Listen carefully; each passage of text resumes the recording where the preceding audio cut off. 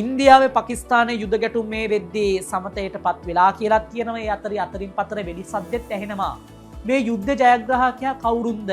කට්ටියක් ඉන්දියාවට සපෝට් කරනවා, කට්ටියක් පාකිස්තානට සපෝට් කරනවා.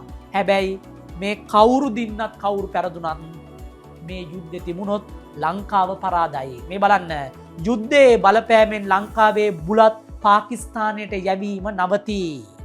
දවසේ පත්තරවල හොඳම නිවුස් ටික දැනගන්න ඔන්ලයින් පත්තරේ දැන්ම සබ්ස්ක්‍රයිබ් කරලා එකතු වෙන්න.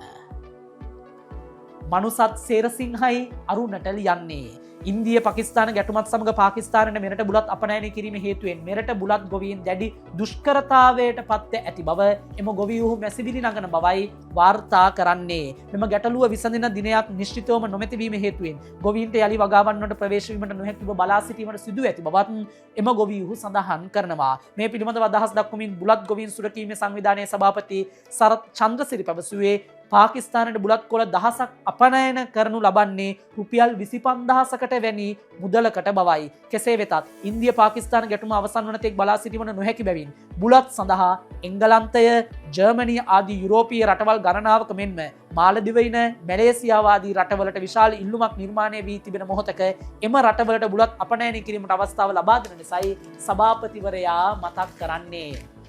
රජයෙන් වෙන මොකුත් ඉල්ලන්නේ නැහැ. සහනාධාර ඉල්ලන්නෙත් නෑ මේ ගොවි මහත්වරු.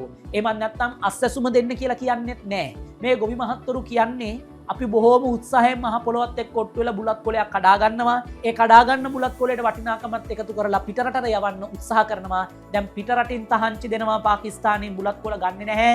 ගන්න නෑ කියන්නේ වෙළඳාම දැන් එද්දී යන හිටිලයි තියෙන්නේ. ඒක නිසා තව රටවල් ටිකක් හොයලා දෙන්න කියලායි කියන්නේ. අනිවාර්යයෙන්ම අවධානය යොමු කරන්න මේ රටට ලැබෙන්න තියෙන ඩොලර් තමයි බුලත් කොලේ අස්සේ අපේ රටට ලැබෙන්න තියෙන ඩොලර් තමයි නැති වෙලා තියෙන්නේ. ඒ පිළිබඳව අද පුවත්පත වාර්තා කරන්න මේ විදිහට යුද්ධය නිසා පාකිස්තාන් බුලත් වෙළඳපොළ අහිමි වූ බුලත් ගොවියාට යුරෝපීය වෙළඳපොළ වෙත යාමට අවස්ථාව සලසා දෙන්න.